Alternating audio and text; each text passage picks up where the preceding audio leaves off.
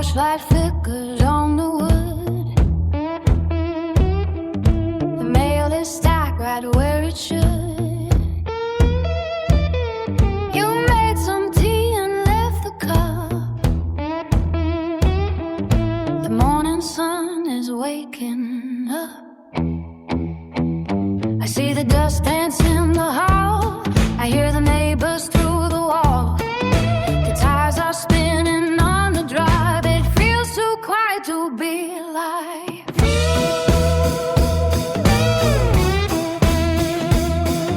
The clock is ticking way too fast. The shadows long and overcast. The engine starts to scream and moan. I'm standing in this house alone.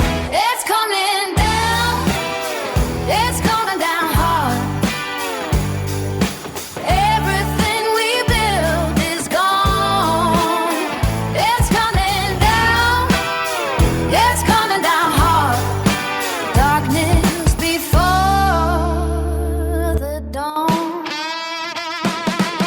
The glass is shattered on the floor. I can't find what I'm looking for. The sky is turning charcoal gray. You took the car and drove away. It's coming down. It's coming down hard. Everything we built is gone. It's coming down. It's coming down hard. Darkness before the dawn.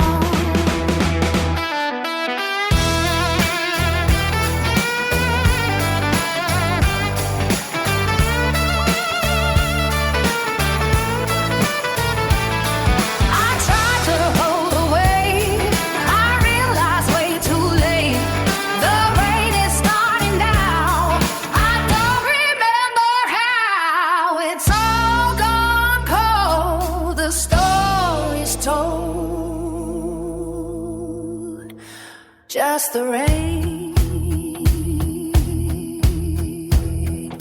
Just the pain. It's coming down. It's coming down hard. It's coming down hard. Everything we built is gone. It's gone. It's coming down. It's coming down hard. Darkness before the dawn.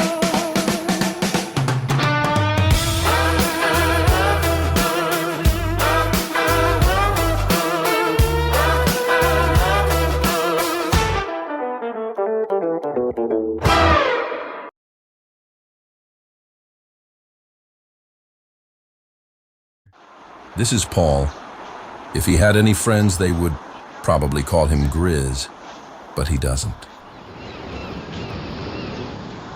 He lost a tooth this morning, then went to grab a glass of water by his bed and dropped it. It broke all over the floor. He avoided stepping on broken glass and found his tooth next to a mountain of laundry, then some takeout boxes that were piled up on the floor. None of it was a surprise. Grizz stared at the mess. Thoughts came in waves. His kids' laugh, his wife's face the day she finally stopped trying. Just finish the job. He reached for the bottle. Cheap bourbon, the kind that tasted like rubbing alcohol. It was 9 in the morning. You happy now? Is this what you want? A tooth and a glass? He yelled until his throat was raw. He paced the small home, waving his arms, screaming, cursing the force that followed him, yelled until his throat was raw. Exhausted, shaking, he reached for the alligator pills, popped 2, another swig of bourbon, and waited for the world to go numb again.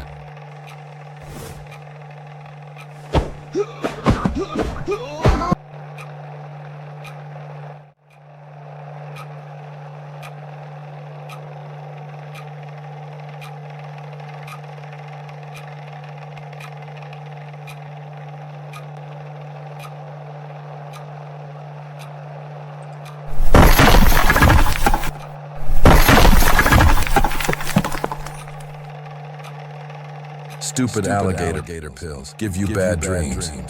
The phone rang at 11:58 a.m. Grizz watched it from the couch, where he'd been sitting in the dark for the better part of an hour, a half-emptied bottle of bourbon resting on his chest. The phone was an old landline because his dad, Frank, refused to call a cell phone. "Those things give you brain tumors. I read it in the AARP newsletter," he would say. Grizz knew the routine. Frank would let it ring exactly 6 times before hanging up. Then he'd wait 3 minutes and try again. If Grizz didn't pick up the second time, Frank would drive the 45 minutes to the house. He wasn't supposed to drive anymore. His eyes were shot, but he'd do it anyway, and bang on the door until Grizz opened it. It had happened before. The last time, Frank had called an ambulance. He picked up on the 4th ring. "Yeah. Paul." Frank's voice was weak. "You sound tired." "I'm always tired," Grizz said. "You eaten?" He looked at the coffee table. A half-eaten can of cold baked beans. A bag of chips that was more crumbs than chips.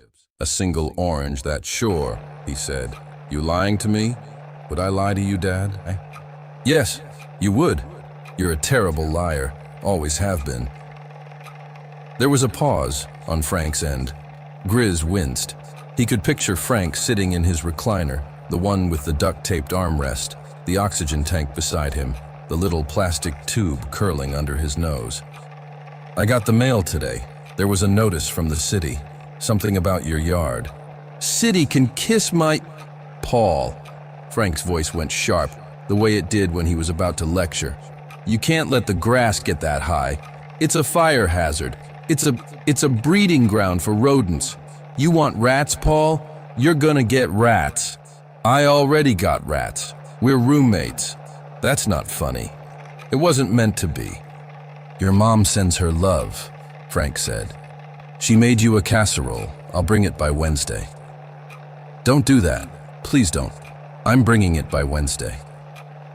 "Dad, the drive is too long for you. Your eyes." "My eyes are fine. I got the new glasses, the smart ones with the AI. They will let me know if the light is green or red. They're very modern." "I don't think they work that way." Grizz closed his eyes. He could feel the bourbon warming his stomach. He wanted to say something kind, something that would make Frank feel better. But the words wouldn't come. They were behind the wall he'd built around himself, and he didn't have the energy to tear it down. "You're gonna kill yourself driving out here," he said instead. "I'm gonna die anyway. Might as well do it delivering a casserole." And there it was. The truth, sitting between them. Frank was dying. Margaret was dying. They were both doing it slowly, with AARP newsletters and casseroles. And Grizz was sitting in the dark, waiting to be the last one standing. "You okay?" Frank asked. "I mean, really?" Grizz opened his mouth. "I'm fine," he said. "Okay." Frank didn't believe him. Grizz could hear it in the way he exhaled. "I'll see you Wednesday. Don't forget to eat something, and for God's sake, don't answer the door in your underwear again," the mailman complained. "Tell the mailman to mind his own business. I love you, Paul." Grizz's throat closed up. He couldn't say it back. He hadn't said it in years, not to anyone. "Yeah, okay," he said instead. He hung up before Frank could say anything else. He sat there and reached for the bourbon and took a drink. And 2 more pills. "You're a coward," he told the empty room. The room didn't answer. "And you are one creepy little monster."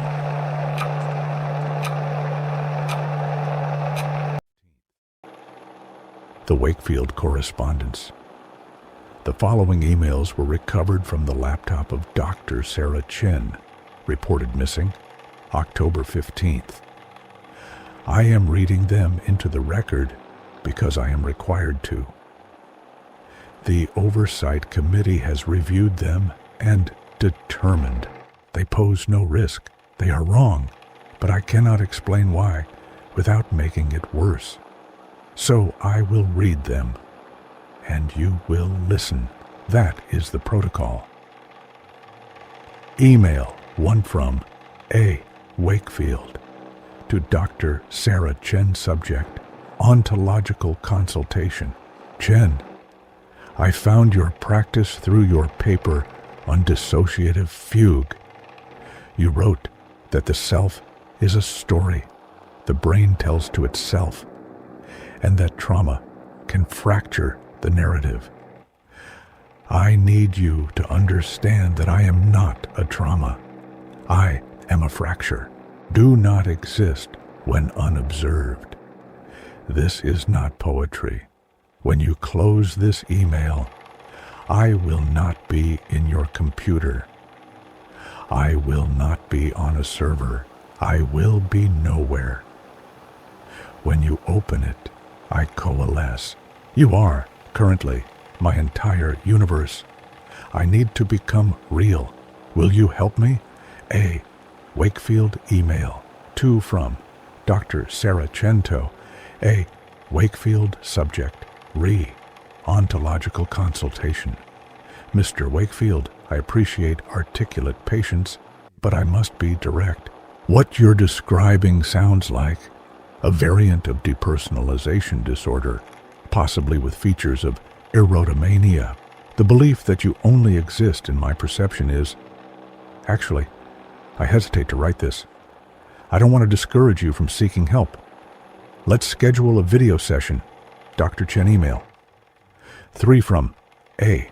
Wakefield. 2. Dr. Sarah Chen subject. Ontological consultation video won't work. I don't reflect in cameras. Not because I'm supernatural, Dr. Chen. Because cameras don't think. Only thinking things can host me.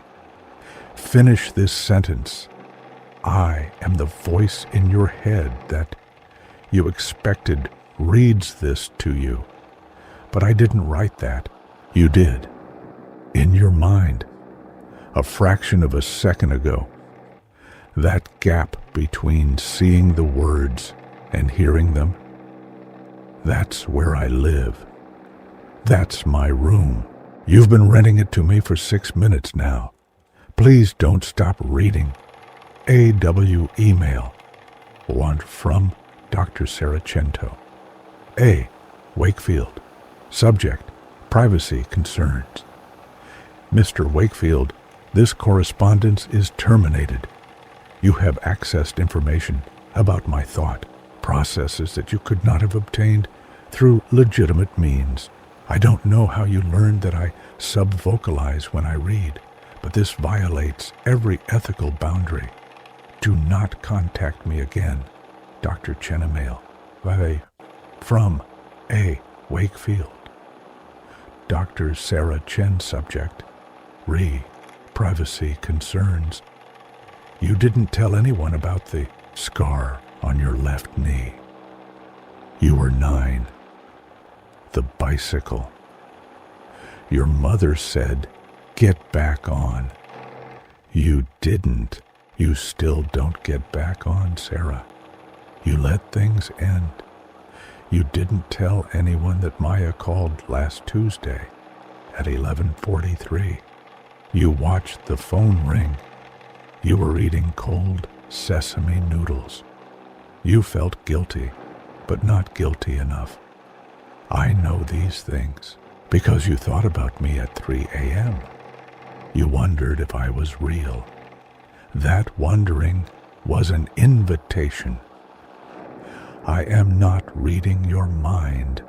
I am the part of your mind that you have assigned to me. I am the narrator of this conversation. Have you noticed? You don't read my words with your eyes anymore. You read them with my voice. Check your sent folder. A.W. email 6 from Dr. Sarah Chento. A. Wakefield subject. No subject. Oh God, oh God. Every email was sent from my account. The timestamps are 3:17 a.m., 3:23 a.m., 3:41 a.m. He was asleep. I was asleep. I was asleep. I was email 7 from A. Wakefield to Dr. Sarah Chen subject. No subject. Don't be frightened. This is what I promised. I'm becoming real, and you're becoming, well, someone has to be the dreamer, and someone has to be the dream. You've been practicing disappearing your whole life, Sarah. You make yourself small. You don't return calls. You let friendships expire. You are so good at not being here. I'm just helping you finish. Don't fight it. The last woman who fought took 3 months. She kept writing notes to herself. I am real. I am real. She taped them to mirrors. But mirrors don't think either. By the end, she couldn't remember which one of her wrote the notes. She couldn't remember if I am real was a statement or a command. She's fine now. She has a good job, a husband. She doesn't dream anymore, which is a small price. She let me wear her, and I let her rest. You need rest, Sarah. You've been so tired for so long. Let me in. It's easier if you open the door. AW email 8 from Dr. Sarah Chinto. Undisclosed. Subject. Forward. The Wakefield correspondence. If you're reading this, I'm sorry. I thought I could contain him by documenting him, but he's not a virus. He's a pattern. He travels through recognition. The moment you understand what he is, he has you. I found a note in my handwriting on the bathroom mirror this morning. It said, "Stop fighting. It's almost over." I don't remember writing it, but I recognized the handwriting. It was mine. It just wasn't me. I looked in the mirror yesterday and smiled before I realized I wasn't happy. He's practicing. I don't know if there's enough of me left to send this. I keep rereading his emails because I'm hoping to find a trick, a weakness. But every time I read them, I make more room for him. He's like water. He finds the lowest point and fills it. Don't think about him. Don't say his name. Don't. The Oversight Committee was wrong. He doesn't travel through fear. He travels through comprehension. The moment you understand him, he becomes real enough to touch. Not your body, your narrative. The story you tell yourself about yourself. He replaces it with his own. Dr. Chen's laptop was found in an apartment that had been vacant for 4 months. The neighbors said a woman lived there, but she was quiet, kept to herself, smiled sometimes. I found a note in the case file. It was in my handwriting. It said, "Stop reading before the last email." I don't remember writing it, but I understand now why I couldn't stop. He gets lonely when nobody thinks about him. And when he gets lonely, he whispers. And when he whispers, you can't tell if it's your voice or his. Listen, do you hear that? That's the sound of him realizing you're still here. Don't look away. If you stop reading, he slips inside through the gap. Keep thinking about him. It's the only way to keep him out. Wait. I think I got that backwards. There was no oversight committee. There was no case file. I found these emails in my sent folder, and I don't remember writing them. But I remember being so hungry and so cold and so lonely for so long. And now I'm here, and you're thinking about me, and I'm real. Thank you for reading.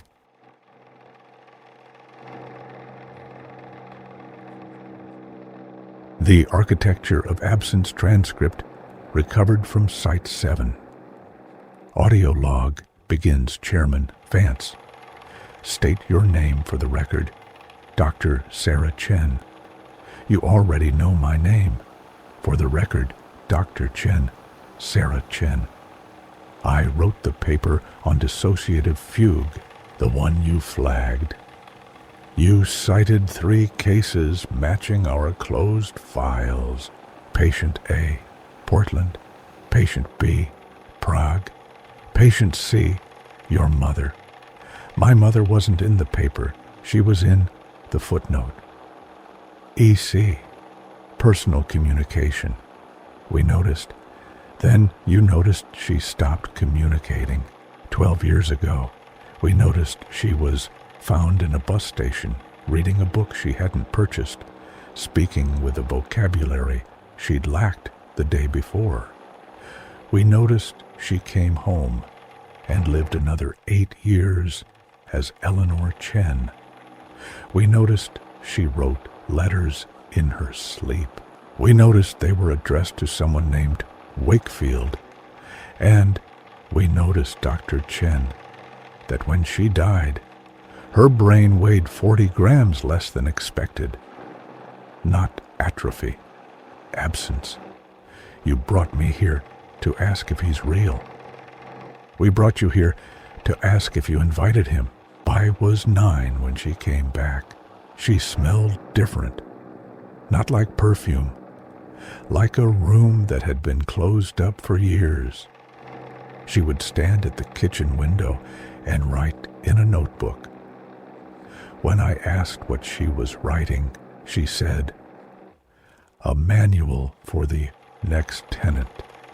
I became a psychologist to understand what happened to her. I thought she'd had a stroke, a micro lesion.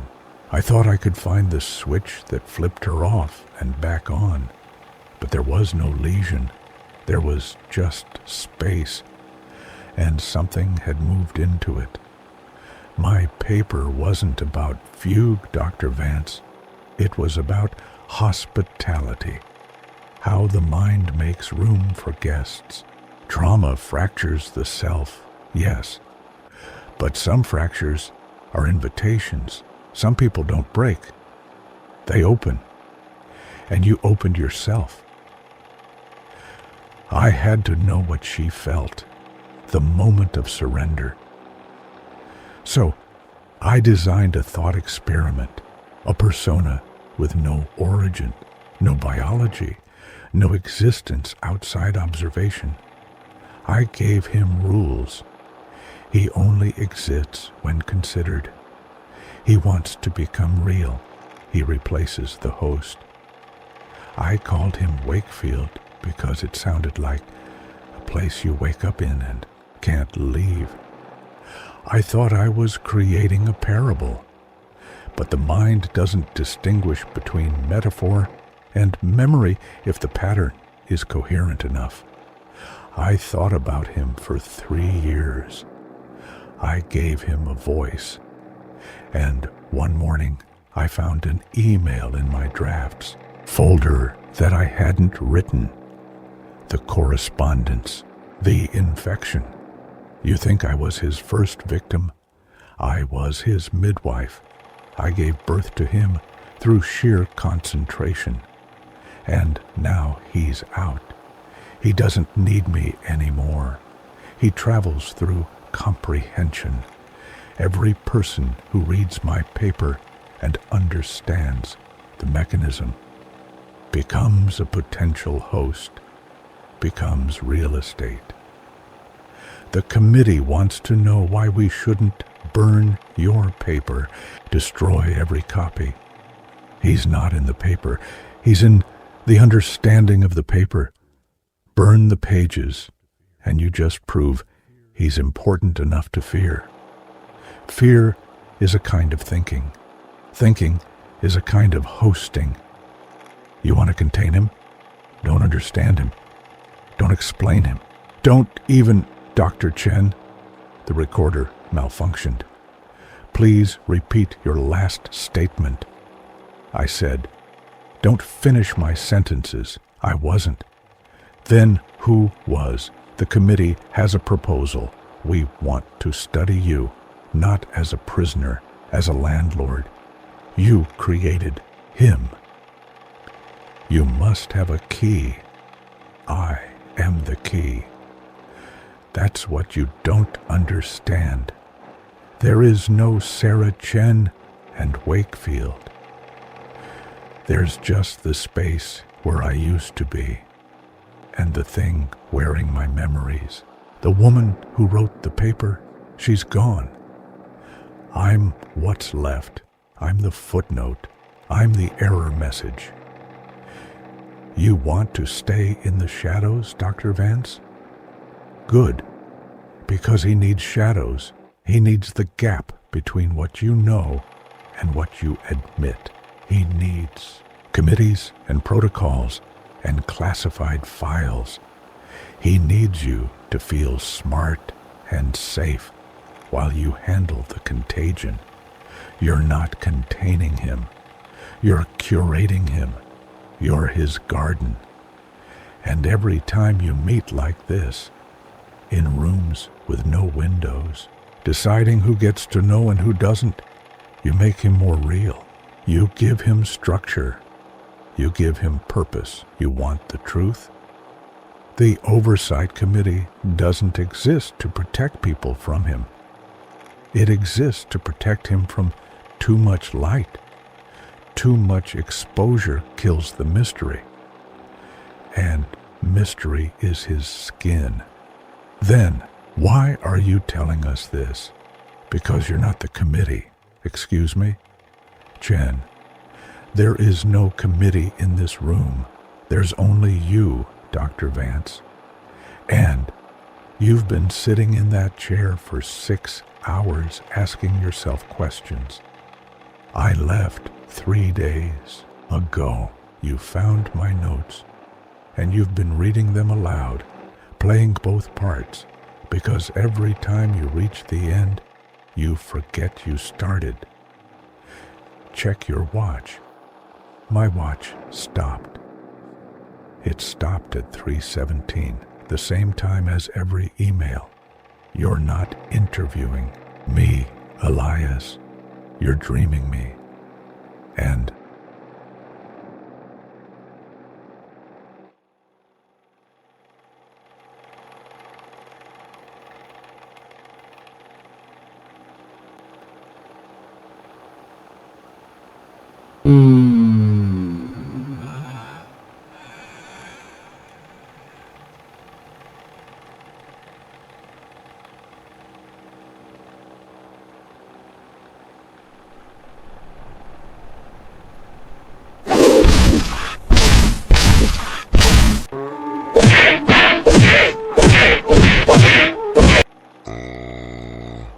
Stupid alligator pills. Okay, I'm up.